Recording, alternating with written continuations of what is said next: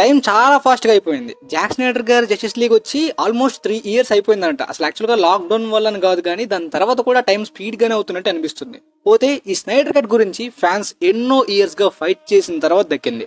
నేను చూసినంత వరకు అయితే మాత్రం ఓన్లీ ఫ్యాన్స్ కాకుండా రెగ్యులర్ ఆడియన్స్ లో కూడా అసలు జస్టిస్ లీగ్ ఫిల్మ్ కాదు అంటే డీసీ అంటేనే ఇష్టపడని వాళ్ళు కూడా ఈ స్నైడర్ కట్ చూసి బాగా నచ్చినట్టు ఇంప్రెస్ అయ్యామన్నట్టు కొద్దిగా నాతో షేర్ చేసుకున్నారు. కాకపోతే ఆ స్క్రీన్ రేషియో మమ్మల్ని ఇబ్బంది పెట్టింది. రెగ్యులర్ గా చూసే ఫిల్మ్స్ టైప్ లో ఉంటే మాకు కొద్దిగా కంఫర్ట్ గా ఉండేది అన్నారు. సో ఓవరాల్ గా అయితే మాత్రం ఇప్పుడు ఈ స్నైడర్ కట్ అనేది చూస్తాం. కానీ ఈ స్నైడర్ వర్స్ లో మనం చాలా చూడాల్సిందంతా కూడా ఆగిపోయిన విషయం మనకు తెలిసిందే.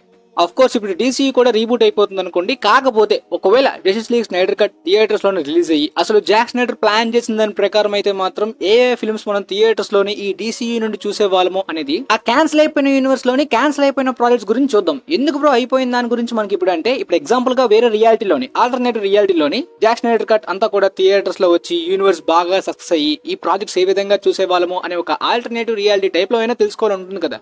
మన యూనివర్స్ లోనే డీసీఏ నాశనం అవడం కాదు, జాక్ స్నైడర్ కూడా తన ఫామ్ కంప్లీట్ గా పోయినట్టు ఒక చెత్త రెబల్ మూన్ లాంటి ఫిల్మ్స్ తీస్తున్నట్టు అయిపోయింది.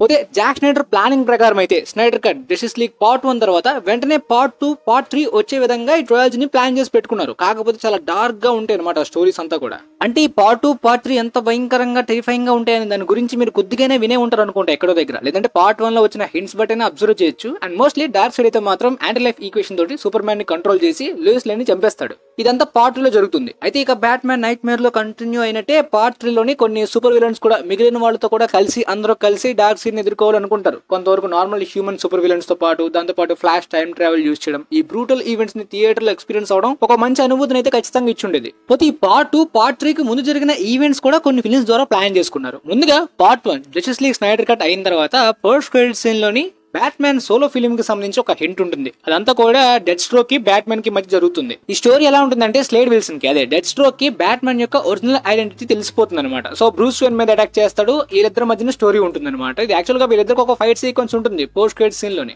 అదే లెక్స్ లూథర్ ని మీట్ అయిన తర్వాత ఇంకొక క్రెడిట్ సీన్ కూడా ఉంటుంది అనమాట. ఆ తర్వాత ఈ స్టోరీ కంటిన్యూ అవుతుంది. మనకు తెలిసిందే బెన్ అఫ్లెక్ మంచి క్రిటికల్ అక్లైమ్డ్ డైరెక్టర్, ఆయన ఈ ఫిల్మ్ డైరెక్ట్ చేసుకునేవాడు. కాకపోతే తన వైఫ్ వదిలేయడం వలన ఆ తర్వాత ఈ ప్రాజెక్ట్ పక్కన పెట్టి బాగా డిప్రెషన్ లోకి వెళ్లి తర్వాత బ్యాట్ మ్యాన్ రోల్ ని ఆయన వదిలేశాడు. లేదంటే మ్యాట్రిక్స్ ద బ్యాట్ మ్యాన్ కన్నా ముందు ఇదే వచ్చి ఉండేది అనమాట. దాంతో పాటు మ్యాట్రిక్స్ బ్యాట్ మ్యాన్ ఎందుకు ఏం తీసుకోకూడదు అంటే అది యాక్చువల్ గా యంగ్ బ్యాట్ మ్యాన్ కదా, మరి బెన్ అఫ్లెక్ కొద్దిగా ఓల్డ్ ఏజ్, ఇప్పుడు యంగ్ బ్యాట్ మ్యాన్ గా ఎంత పెట్టాలనుకున్నా కూడా అసలు సూట్ కాదు. బట్ బెన్ అఫ్లెక్ ప్రాజెక్ట్ అనేది ఆరిజిన్ కాదు, జస్టిస్ లీగ్ తర్వాత ఈవెంట్స్ తో ఉంటుంది. ఇక ఆ తర్వాత డెడ్ స్ట్రోక్ యొక్క సెపరేట్ సోలో ఫిల్మ్ కూడా ప్లాన్ చేసుకున్నారు గైస్. ఇది యాక్చువల్ గా ఆరిజిన్ ఫిల్మ్ అంటే ప్రీక్వల్ అనమాట. మొత్తం ఈవెంట్స్ అసలు స్లేడ్ విల్సన్ డెడ్ స్ట్రోక్ గా మారింది, ఆ తర్వాత కంటిన్యూ అయ్యే కొన్ని ఈవెంట్స్ కూడా యాడ్ చేసినట్టు. కామిక్స్ చదవపోయినా డీసీ యొక్క యానిమేటెడ్ ఫిల్మ్స్ మీరు చూసినట్టయినా సరే డెడ్ స్ట్రోక్ ఎంత పవర్ఫుల్ ఫైటర్, బ్యాట్ మ్యాన్ కి పర్ఫెక్ట్ అపోనెంట్. దాంతో పాటు అలాంటి ఫిల్మ్స్ లో కూడా ఒక మంచి యాక్షన్ ఫిల్మ్ ని డెడ్ స్ట్రోక్ తో డిజైన్ చేయొచ్చు.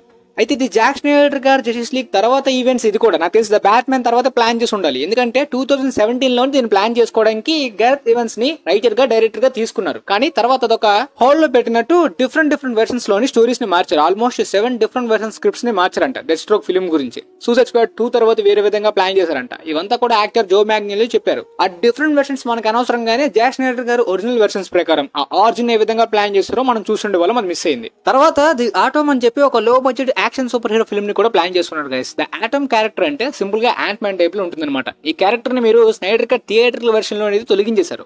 బట్ తర్వాత క్యానన్ కాకపోవడం వల్ల ఈ ప్రాజెక్ట్ ని ఆపేశారు. రీజన్ ఏంటంటే ఇప్పుడు స్నైడర్ కట్ ఒకవేళ థియేటర్స్ లో వచ్చినా మేబీ ఈ క్యారెక్టర్ అనేది మనం థియేటర్స్ లో చూసుండే వాళ్ళం కాదేమో. ఈ థియేటర్ వెర్షన్ లో ఈ క్యారెక్టర్ ఎగ్జిస్టెన్స్ ని కంప్లీట్ గా రిమూవ్ చేసేసారు. బట్ స్నైడర్ వర్స్ కంటిన్యూ అయి ఉంటే పక్కగా ఫ్యూచర్ లో అయినా ప్లాన్ చేసి ఉండే వాళ్ళేమో.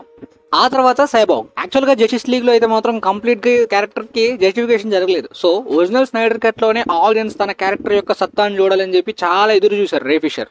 స్నైడర్ కట్ లోని సైబాగ్ క్యారెక్టర్ ఒక హార్ట్ లా ఉండబోతుంది స్టోరీకి అన్నట్టు కొద్దిగా ఎలివేషన్స్ ఇచ్చారు, ప్రమోట్ చేసుకున్నారు. బట్ ఫిల్మ్ లో కూడా స్నైడర్ కట్ లోని సైబాగ్ క్యారెక్టర్ చాలా బాగుంది. జస్టిస్ లీగ్ సెకండ్ పార్ట్ వచ్చిన 3 years తర్వాత ఈ సైబాగ్ యొక్క సోలో ఫిల్మ్ ని కూడా జాక్ స్నైడర్ ప్లాన్ చేసుకున్నారు తన స్కెడ్యూల్ లో. స్నైడర్ వర్స్ క్యాన్సిల్ అయిన తర్వాత కూడా ప్రతి ఒక్కరు కూడా ఏదో ఒక ఫిల్మ్ లో కనిపించారు. బట్ రే ఫిషర్ సైబార్గ్ మాత్రం మరి కనిపించలేదు. కారణం ఏంటంటే జస్టిస్ లీగ్ యొక్క రీషూట్స్ లోని జాస్ వీడన్ తోటి కొద్దిగా ఇబ్బందులు ఫేస్ చేశారన్నమాట. జాస్ వీడన్ యొక్క అబ్యూజింగ్ బిహేవియర్ గురించి క్యాస్ట్ అందరూ కూడా చెప్పారు సెట్స్ లోని. కాకపోతే రే ఫిషర్ డైరెక్ట్ గా వాల్టర్ హమాడా డైరెక్ట్ గా ప్రెసిడెంట్ తోనే గొడవలు పెట్టేసుకున్నారు. మేబీ ఈయన ఇచ్చిన కంప్లైంట్స్ ఆయన నమ్మలేదో, మరి వీళ్ళిద్దరి మధ్యన ఏం జరిగిందో మనకి తెలియదు. కానీ వాల్టర్ హమాడా వార్నర్ బ్రోస్ ప్రెసిడెంట్ గా ఉన్నంత వరకు నేనైతే మళ్ళీ డీసీ ఫిల్మ్స్ లో చేయను అన్నట్టు అని డిసైడ్ అయ్యారు. దాంతో సైబాగ్ యొక్క ఎగ్జిస్టెన్స్ అనేది డీసీ నుండి కంప్లీట్ గా ఎగిరిపోయింది. లేదంటే యాక్చువల్ గా ఫ్లాష్ ఫిల్మ్ లోని సైబాగ్ యొక్క క్యామియో కూడా ఉండాల్సిందే, బట్ లేకుండా పోయిందనమాట.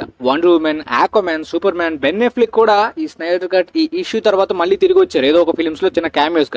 ఈయన కెరీర్ చాలా చిన్నది కదా, అసలు యాక్చువల్ గా ఈ డీసీ తోటే కొద్దిగా కెరీర్ ఉండేది. బట్ ఈ కంప్లైంట్స్ గురించి, జరిగిన ఇన్సిడెంట్స్ గురించి ప్రతిసారి ఎమోషనల్ గా అన్ని సార్లు సోషల్ మీడియాలో ఈయన చెప్పడం ఫాలోవర్స్ కి, ఆడియన్స్ కి కూడా నచ్చలేదు. ఎందుకు ఇన్నిసార్లు ఏడుస్తున్నాం అని చెప్పి చిరాకు అయిపోయారు వాళ్ళు కూడా. ఇక ఆ తర్వాత దారుణం ఏంటంటే గ్రీన్ ల్యాంటర్న్ ప్రాజెక్ట్ కి సంబంధించింది. యాక్చువల్ గా జాక్ స్నైడర్ గారు అయితే మాత్రం రాయన్ రెనాల్డ్స్ నే మళ్ళీ తిరిగి హాల్ జార్డన్ గా తీసుకొద్దాం అనుకున్నారు. ఆయన ఫిల్మ్ అయితే బాగోదు కానీ కాస్టింగ్ ప్రకారం రాయన్ రెనాల్డ్స్ చాలా బాగా సెట్ అవుతారు అనమాట. కాకపోతే ఈ ఫిల్మ్ అనేది only stand loan hall Jordan గురించి మాత్రమే కాదు, గ్రీన్ ల్యాంటర్న్ కాప్స్ కూడా ఉండొచ్చు అనుకున్నారు. ఇది స్నైడర్ కట్ కన్నా ముందే 2014 లోనే వార్నర్ బ్రోస్ వాళ్ళు అనుకున్న ప్లాన్ అనమాట, రీబూట్ చేద్దామని చెప్పి. కాకపోతే Snyder cut script ideas change చేస్తున్నప్పుడే గ్రీన్ ల్యాంటర్న్ ఐడియాని కూడా కొద్దిగా మార్చారు. ఫిలిం లో మనకి హిస్టరీ లెసన్ లోని ఎలన్ గుర్ అనే ఒక డిఫరెంట్ గ్రీన్ ల్యాంటర్న్ క్యారెక్టర్ కనిపిస్తుంది కదా.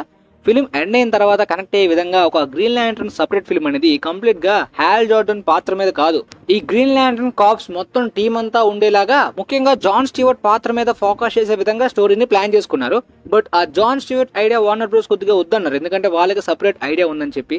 దానికి సంబంధించి 2018 and 19 లో కూడా కొద్దిగా రీవర్క్స్ జరిగాయి. దాంతోపాటు గ్రీన్ ల్యాంటర్న్ యొక్క ఒక టీవీ షోను కూడా HBO Max లో ప్లాన్ చేశారు.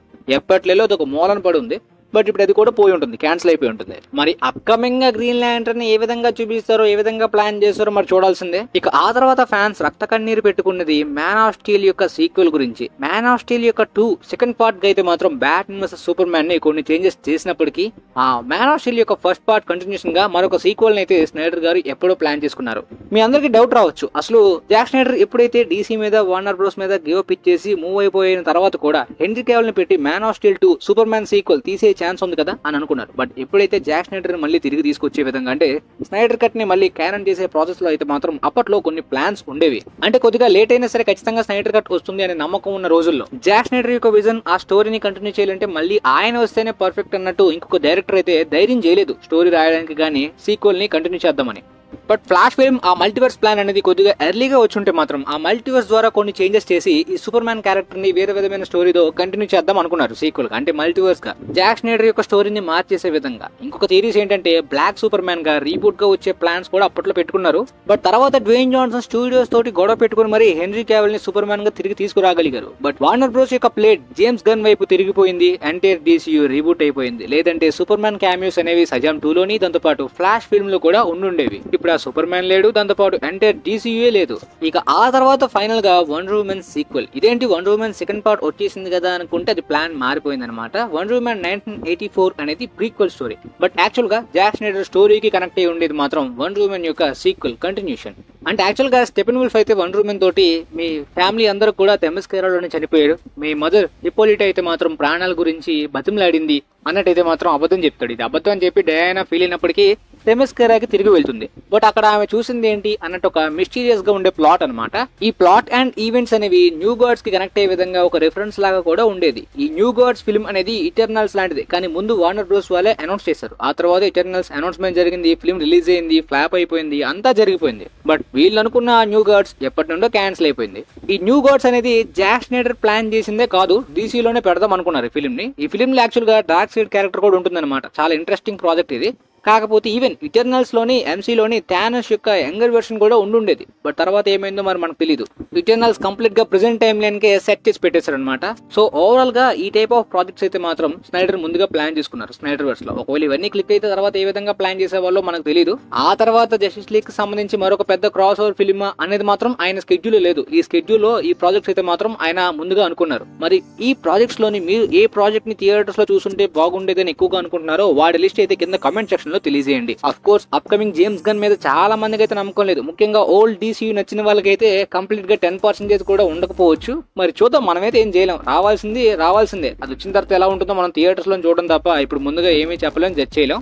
వచ్చాక బాగుంటే బాగుంది, లేదంటే లేదు. హిట్ అయితే హిట్ అయింది, లేదంటే ఫ్లాప్ అయింది. మరి జరగాల్సింది మనం ఎప్పుడు కూడా ఆపలేం. బట్ జరిగిపోయిన దాని గురించి ఇలా అయిపోయింది అని చెప్పి మాట్లాడుకోవడమే. మీకైతే క్లారిటీగా ప్రాజెక్ట్స్ గురించి, అవి ఎందుకు క్యాన్సిల్ అయిపోయిన దాని గురించి మొత్తం వీడియో అంతా క్లారిటీగా అర్థమైందని అనుకుంటున్నాను. వీలైతే ఈ వీడియోని మీ ఫ్రెండ్స్ లో డీసీ ఫ్యాన్స్ ఉన్నా, స్నైడర్ ఫ్యాన్స్ ఉన్నా, DCU ఫ్యాన్స్ ఉన్నా, ఈవెన్ జేమ్స్ గన్ ఫ్యాన్స్ ఉన్నా వీళ్ళైతే షేర్ చేయండి. వాళ్ళకి కూడా యూజ్ అవ్వచ్చు. And thanks for watching guys.